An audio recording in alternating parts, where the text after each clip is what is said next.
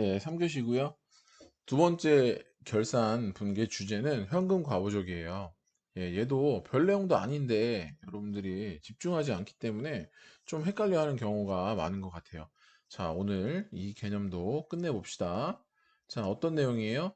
장부상에 적혀 있는 우리 회사의 현금 잔액하고 실제 현금을 보관하고 있는 보관통을 열어서 그 잔액을 확인해 봤더니 일치하지 않을 경우도 생길 수 있잖아요, 충분히. 예.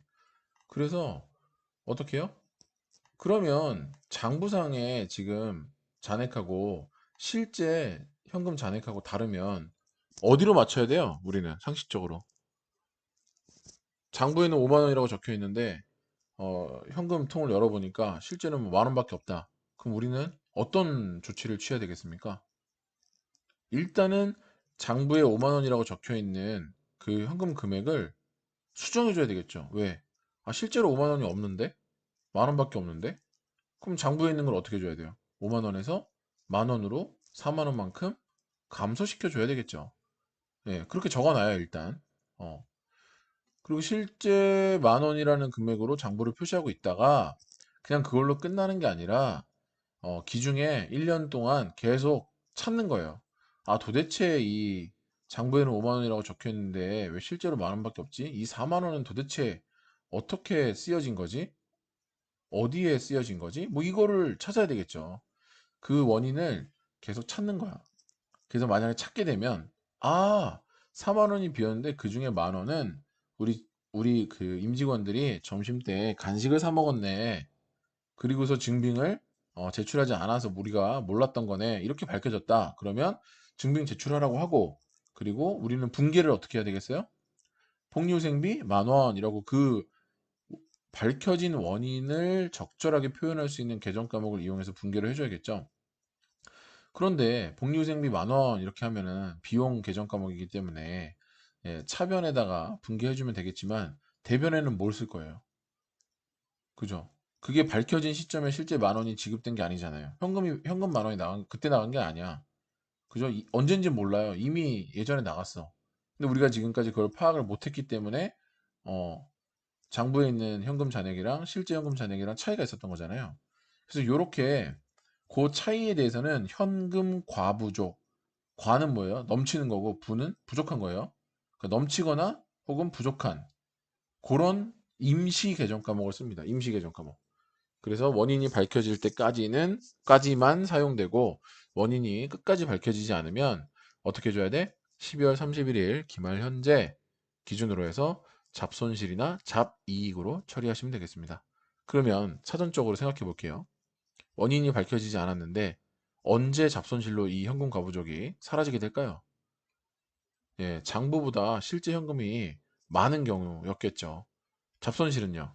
장부보다 실제 현금이 적은 경우겠죠. 그죠? 자, 보겠습니다. 10월 31일 날 딱 장부상 현금 얼마 있냐 봤더니 5만 원이었어요. 5만 원인데 장부에는 5만 원이라고 적혀 있네. 그럼 실제 현금 우리 보관하는 그 통 좀 열어봐. 그랬더니 1번 케이스 6만 원이 있는 거야. 아이고, 이런 경우에 어떻게 한다고요? 자, 실제 현금이 장부보다 많은 경우 1번 이런 경우에는 일단은 어떻게 준다? 실제 6만 원 있으니까 장부에도 5만 원이 아니라 6만 원 있다 써줘야 되잖아요. 그 써주는 거 분계를 차변 자산 현금을 만 원만큼 예, 올려주면 되겠죠. 대변에는 뭐라고 써요? 대변에는 뭐 마땅히 쓸 내용이 없어요. 마땅히 쓸 내용이 없기 때문에 그럴 때 쓰는 임시 계정 과목이 바로 현금 과부족이라는 계정 과목이다. 만 원 써요. 그리고 나서 어떻게 돼요? 중간에 이 만 원이 많은 이유가 밝혀졌다. 그러면 그 내용대로 써주시면 되고 만약에 안 밝혀졌어요. 그냥 이대로 그대로 가서 기말 결산할 때까지도 도대체 이 만 원만큼 차이 나는 이유가 안 밝혀진 거야. 그런 경우에는 이 계정 과목을 계속 존재하게 하면 된다 안 된다? 안 된다. 왜? 아, 임시 계정 과목이니까. 임시 계정 과목이니까 임시 계정 과목이라는 말의 뜻은 뭐냐면 기중에만 사용하고 기말에는 걔를 없애라는 거예요. 그래서 재무제표에 표시되지 않도록 해야 되는 성격이다. 이런 뜻이에요. 그래서 이 현금과 부족은 왜 그럼 또 이런 질문도 누가 했으면 좋겠어. 아니 왜 꼭 그렇게 해야 돼요? 이게 나타나면 안 돼요? 큰일 나나요? 아니 큰일은 안 나는데 이 현금가부족이라는 게 만 원만큼 차이가 나는데 이유가 뭔지 모르겠다라는 의미의 계정 과목인데 이 내용을 재무제표에 표시하면 정보 이용자들이 볼 때는 어떤 생각이 들겠어요? 아, 이 회사는 장부랑 현금이 실제 현금이랑 차이가 이만큼 나는데 그 이유를 여전히 모르고 있네? 라고 공표하는 셈이 되는 거예요. 그죠? 그러면 그거는 이제 정확한 회계 처리가 다 된 게 아니잖아요. 그런 내용으로 어떻게 재무제표에 표시를 하겠어요? 그러면 안 되지. 그래서 얘를 임시 계정 과목으로 사용하는 겁니다. 그래서 12월 31일 날은 얘랑 그 다음에 얘랑 세트예요. 얘랑 세트. 왜? 1번, 1번. 동그라미 1번에 대한 케이스니까. 자, 이때는 아이고 얘가 결국은 안 밝혀졌네. 잔액이 여기 대변에 이만큼 있는데 없애줘야 되겠다. 없애주는 건 항상 동일한 계정 과목을 동일한 금액만큼 반대 변에다가 써주시면 된다. 자, 이렇게 해주면은 얘는 없어져요 이제. 표시가 안 되겠죠. 이렇게 표시가 안 되고 그냥 여기는 뭐 써야 돼? 뭐 이유는 모르는데 장부보다 현금이 더 많이 실제 있었으니까 우리한테는 이익이지 뭐. 그래서 잡이익으로 이렇게 대체해준다. 요 분계가 바로 뭐다? 결산 분계다라고 얘기하는 겁니다. 반대인 경우에는 쉽겠죠? 예. 장부 5만 원이라고 알고 있었는데 실제로 보니까 3만 원밖에 없어. 아, 이거 2만 원 어디 간 거야? 2만 원 누가 쓴 거야? 모르겠다. 근데 어쨌든 장부보다는 실제 현금이 적으니까 장부에 있는 현금을 5만 원에서 3만 원으로 줄여주기 위해서는 현금 2만 원 이렇게 대변에 분계를 해주시고 이유는 잘 모르니까 그때도 그냥 현금 과부족 2만 원 이렇게 써주시고 이 원인을 아직까지도 12월 31일 현재까지도 밝히지 못했다. 어쩔 수 없네.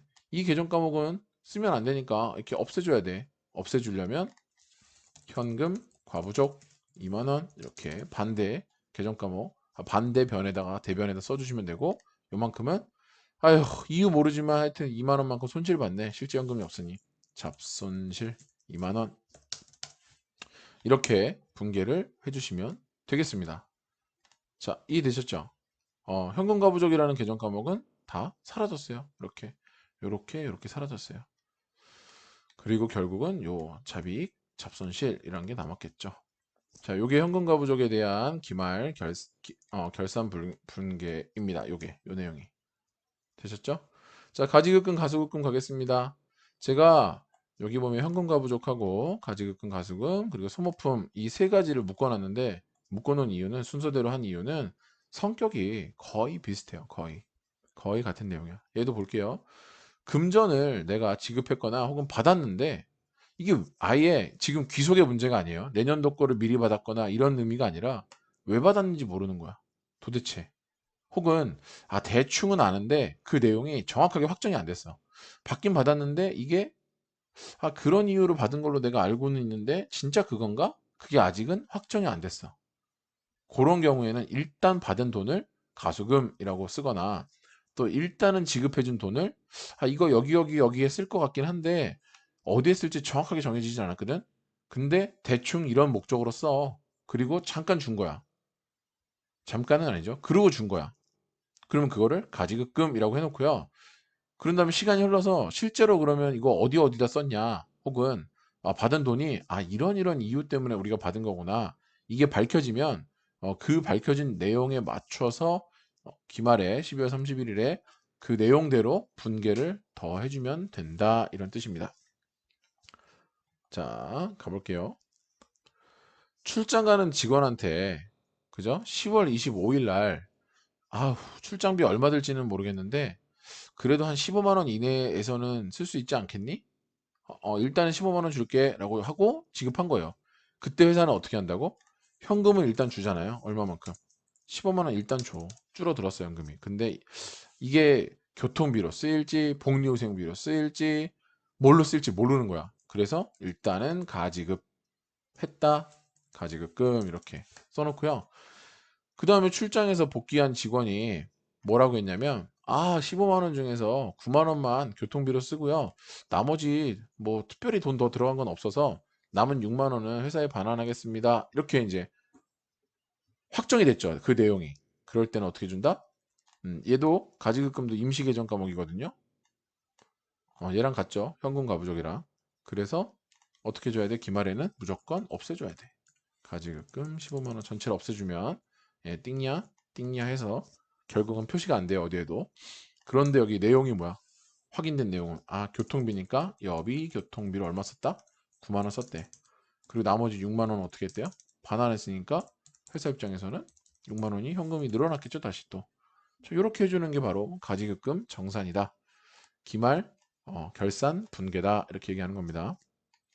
자, 그다음 소모품 가겠습니다. 소모품은 약간 걔랑 비슷해요. 그 수익과 비용의 이연하고 좀 비슷해. 근데 그 비슷하다는 내용이 뭐냐면 처음에 어떻게 분계를 했느냐에 따라서 기말의 분계가 달라져요. 결산 분계가. 그런 특징이 비슷하다는 거지. 개념은 완전 다른 거예요. 개념은 완전 다르지만 분계가 이루어지는 그 스타일이 비슷하다는 거예요. 수익의 이연, 비용의 이연, 그 위에서 배운 거하고. 자, 이게 뭐냐? 어떤 소모품을 사는데 얘를 처음에 살 때부터 소모품이라는 요게 자산 계정 과목으로 처리할 수도 있고요.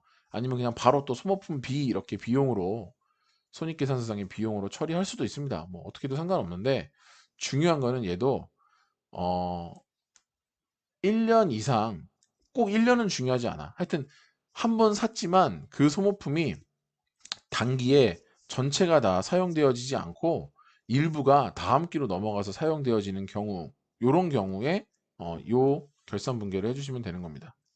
그래서 여기 보세요. 어느 방식으로 처리했든지 간에 핵심은 단기에 이 소모품을 사용한 금액만큼은 단기 비용으로 처리를 하고, 그 다음에 단기에 사용하지 않고 다음 연도에 사용해야 되겠다라고 했던 부분들만큼은 자산으로 처리하는 게 핵심이다. 그럼 생각해 볼게요. 10월 25일 날 소모품을 10만 원을 현금 주고 샀는데 비용 처리하였다. 요거는 지금 아직 중요하지 않아. 아직 중요하지 않고 전체적으로 뭐래요? 기말 현재 미사용 잔액은 4만 원으로 확인됐다. 자, 그러면 우리는 이걸 먼저 이해해야 돼요.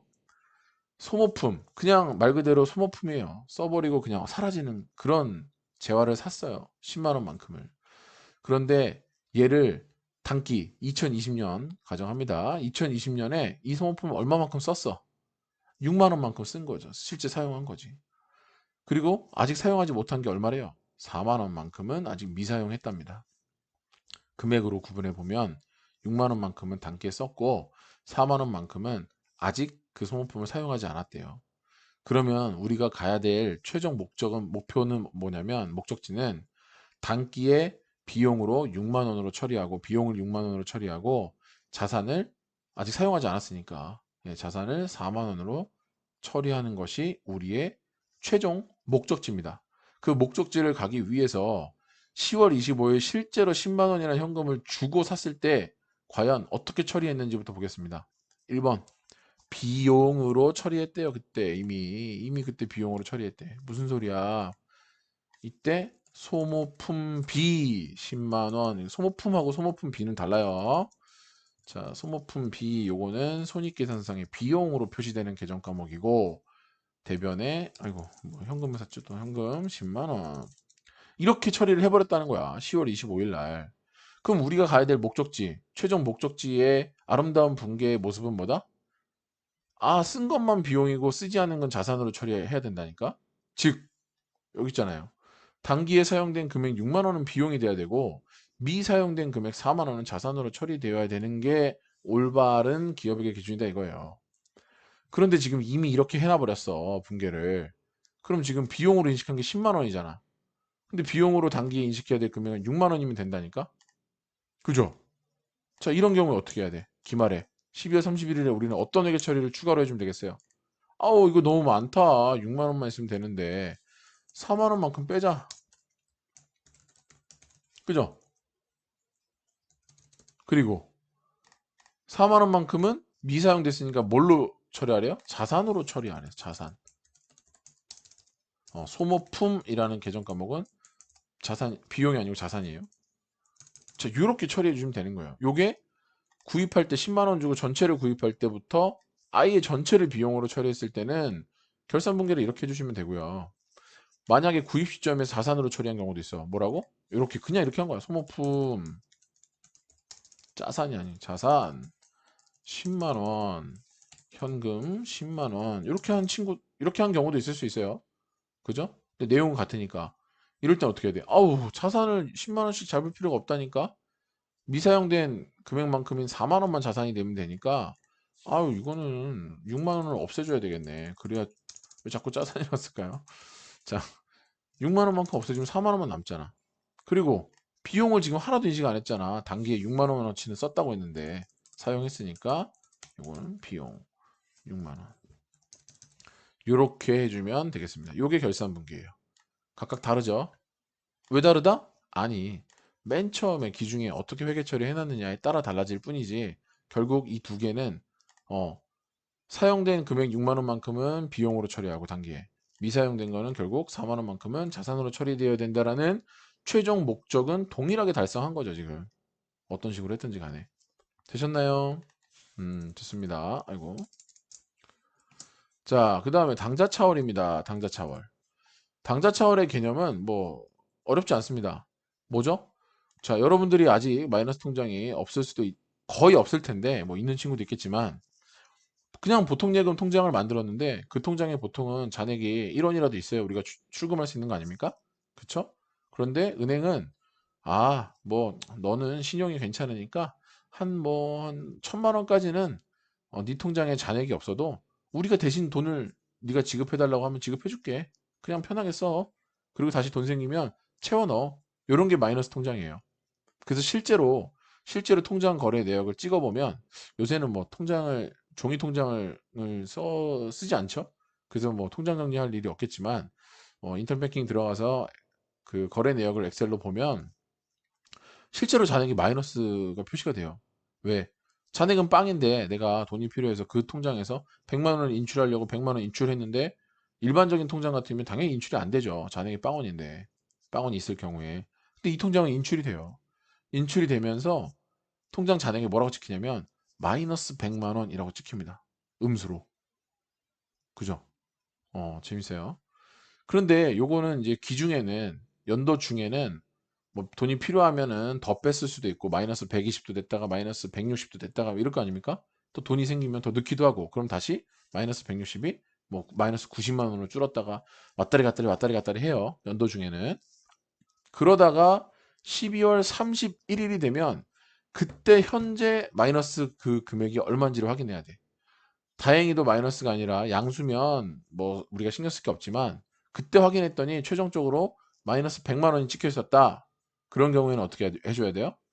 얘는 분명히 보통예금이라는 자산 계정 과목에 해당되는 그 보통예금을 통해서 이루어진 거래이기 때문에 최종 잔액이 양수가 나와야 되는데 음수가 나왔으니까 이 금액만큼은 어떻게 준다? 음, 명확하게 은행한테 돈 빌린 거잖아요. 사실상 은행이 대신 100만 원만큼 더 준 거니까 내가 돈도 없는데 그러니까 부채인 차입금으로 인식해야 된다. 그래서 차변에 새롭게 차입금 얼마? 100만 원.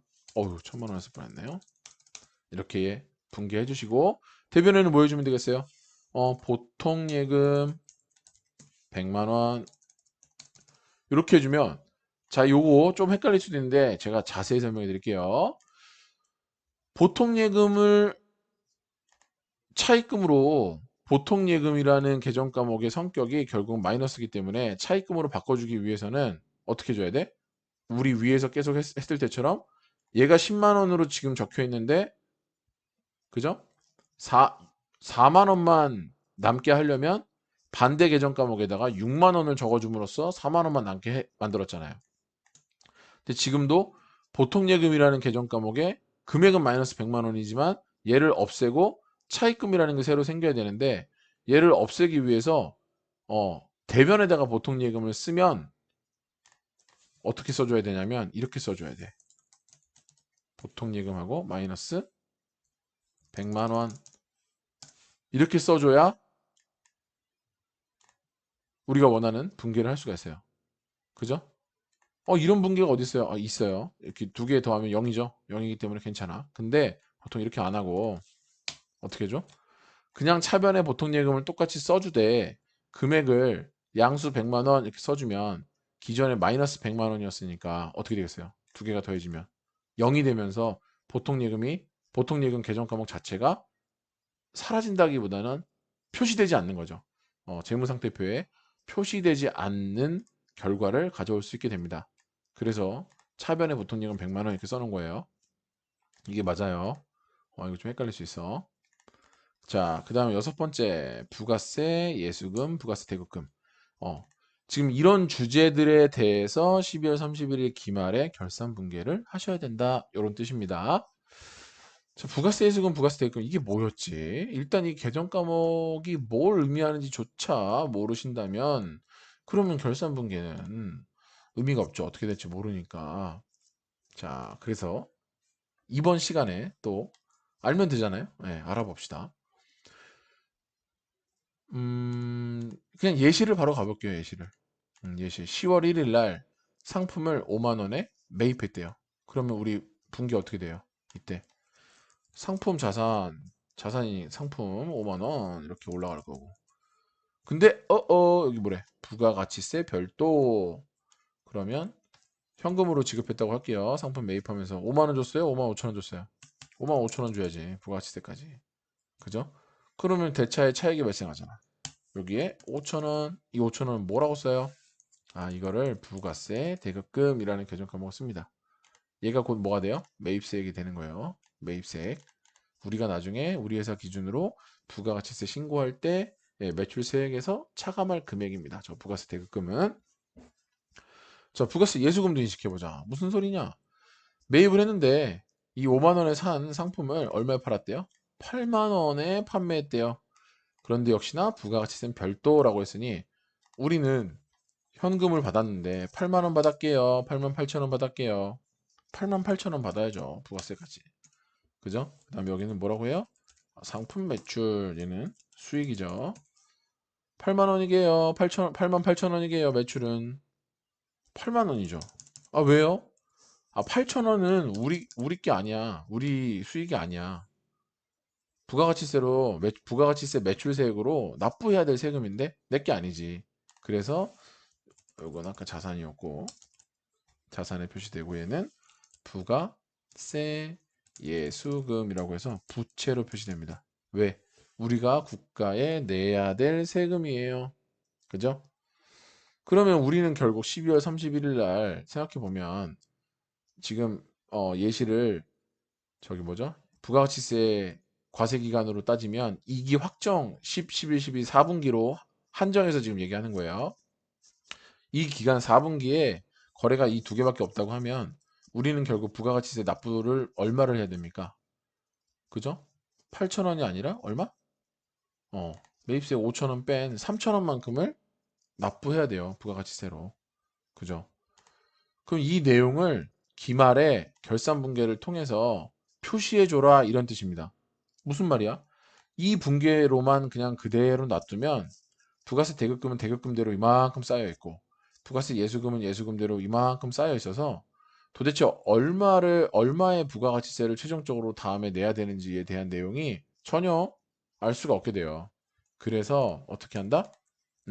요 분기에 해당되는 부가세 대급금 지금은 한 건밖에 없기 때문에 이 한 건이지만 여러 건이 있다고 하면 그 누계액 전체를 다 상기해줘요. 어떻게? 부가세 대급금을 지금 반대 분기하는 거야. 5,000원 이미 자산으로 잡혀 있는 거를 전부 다 없애줘. 5,000원 이렇게.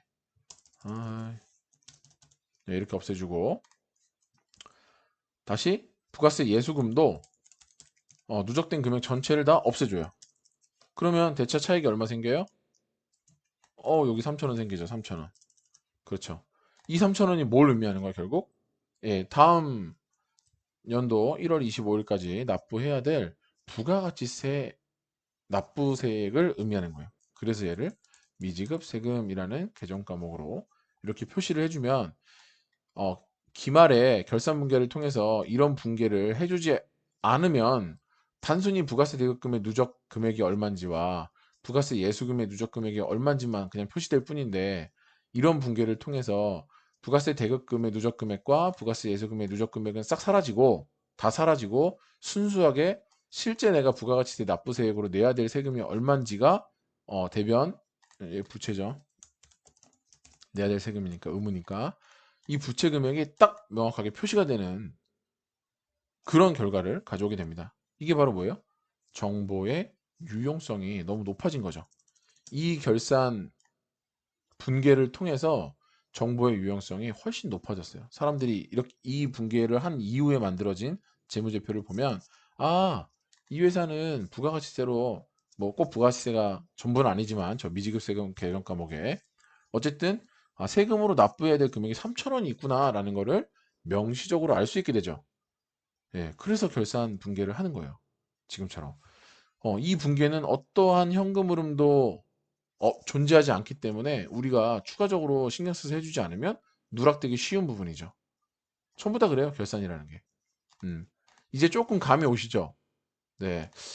이제 조금 감이 오는데, 그런데 아직도 우리가 해야 될 내용이 조금 많아서, 요 내용은, 다음 주차로 이어서 하는 게 좋을 것 같아요. 제가 계속 오래 해봐야 여러분들 집중력이 떨어지기 때문에, 예, 다음 주차에 잘 버무려서 한번 더 해보도록 하겠습니다. 자, 그러면 일단 13주차는 여기까지 하고요. 제가 저희 또 14주차에 금방 다시 만나도록 할게요. 수고하셨습니다.